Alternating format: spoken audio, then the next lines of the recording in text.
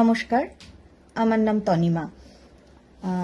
যারা এরিনাদির Facebook live মানে সাপ্তাহিক রাশিফলের লাইভ নিয়মিত দেখেন তারা আমাকে চিনবেন কুমড়ো রাশির মা হিসেবে। তো আজকে আমি এরিনাদির সম্বন্ধে কিছু বলতে চাই। এরিনাদিকে আমার দিদির সূত্রে পেয়েছি। দিদি সম্ভবত 2022 সাল থেকে ফেসবুক লাইভগুলো সাপ্তাহিক রাশিফলের ওগুলো দেখা শুরু করে এবং আমাদের সকলের ক্ষেত্রেই বেশ কিছু মিল পেয়ে দিদির ওপর একটা আস্থা জন্মায় এবং তারপর আমাদেরকেও বলে, আমরাও সেই দেখা শুরু করি। এরপরে 2023 সালে আমরা প্রথম দিদির কাছে যাই, একটা চেম্বার বুকিং নিয়ে আমরা দিদির কাছে যাই আমার হাজব্যান্ডের জন্য। ওর কর্ম জীবনটা চলছিল ঠিকই, কিন্তু কোথাও একটা গিয়ে মনে হচ্ছিল যে একটু স্ট্যাগনেন্ট হয়ে যাচ্ছে, হয়তো একটু আটকে যাচ্ছে একই জায়গায়, কেরিয়ার গ্রোথটা সেইভাবে হচ্ছে না যতটা হওয়ার কথা। তো আমরা যাই দিদির কাছে এবং দিদি দেখে বলেন যে সামান্য একটা প্রতিকার লাগবে, কিন্তু ওর খুব ভালো কেরিয়ার গ্রোথ আছে এটাতে।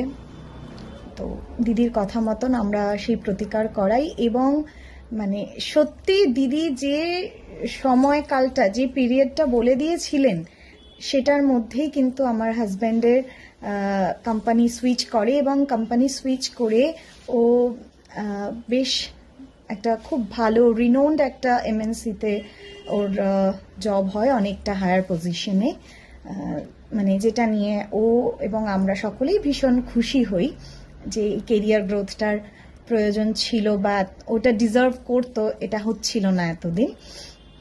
এরপর আমি আমার নিজের কথা বলি। আমি আমারও আর কি গত বছরই 2025-এর সম্ভবত সেপ্টেম্বর নাগাদ আমরা দিদির কাছে যাই। আমারও কর্মক্ষেত্রে একটু কিছু অসুবিধা হচ্ছিল সেই সব নিয়ে। তো দিদি তখন আমাকে বলেন যে তোমার বর্তমান যে কর্মক্ষেত্র রয়েছে সেখানে তোমার কোনো অসুবিধা হওয়ার কথা নয়, হবে না রাদার। তবু আমি যেহেতু চেঞ্জ করতে চাইছিলাম, তো দিদি বললেন যে এখনই সেই যোগটা নেই তনিমা, এটা তোমার পরের বছর এপ্রিল থেকে জুলাইয়ের মধ্যে একটা যোগ আছে।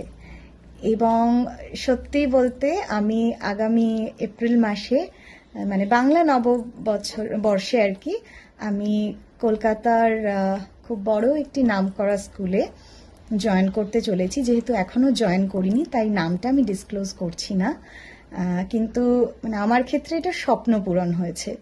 এবার হয়তো অনেকেই বলবেন যে এটাতে অ্যাস্ট্রোলজি বা জ্যোতিষ চর্চার স্থান কোথায়। আমি আমার যে ডিগ্রি ছিল বা আমি আমার অভিজ্ঞতা, পূর্ব অভিজ্ঞতা, এগুলো সমস্ত কিছুর কারণে হয়তো পেয়েছি জবটা, সেগুলো নিশ্চিত। কিন্তু আমার কোথাও একটা গিয়ে মনে হয়েছে, ওই যে দিদি আমাকে বলে দিয়েছিলেন যে তনিমা এপ্রিল থেকে জুলাইয়ের মধ্যে তোমার একটা চেঞ্জ দেখাচ্ছে এবং সেই চেঞ্জটা খুব ভালো হবে, খুব পজিটিভ হবে। তো এই জিনিসটা না আমাকে ভীষণ কনফিডেন্স দিয়েছিল এবং দিদির কাছে যখন আমি গিয়েছিলাম আমি তখন সত্যি ভীষণ রকমভাবে ডিপ্রেসড ছিলাম, কিন্তু ফিরেছিলাম অনেকখানি পজিটিভিটি নিয়ে। তো এই পজিটিভিটিটা আমাকে কোথাও একটা কনফিডেন্স দিয়েছিল। আর আমি আমার মানে প্রত্যেকটা ইন্টারভিউতে যখন গেছি দিদির সাপ্তাহিক রাশিফল ভীষণভাবে ফলো করে লাকি কালার অনুযায়ী আমি জামা কাপড় পরে গেছি। মানে সেটা না এখন আমাদের একটা বাতিক মতনও হয়ে গেছে বলা যায়, যে আমরা সকলেই প্রায় এটা করি। দিদি যেমনটা বলে দেন সাপ্তাহিক রাশিফলটা তো শুনি আমরা এবং লাকি কালারটা ভীষণভাবে ফলো করি।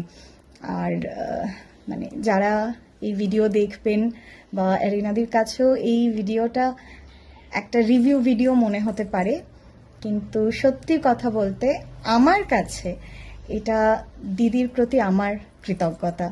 ভালো থাকবেন দিদি, আর সকলকে এইভাবে আপনি দিশা দেখাবেন, ভালোবাসা নেবেন।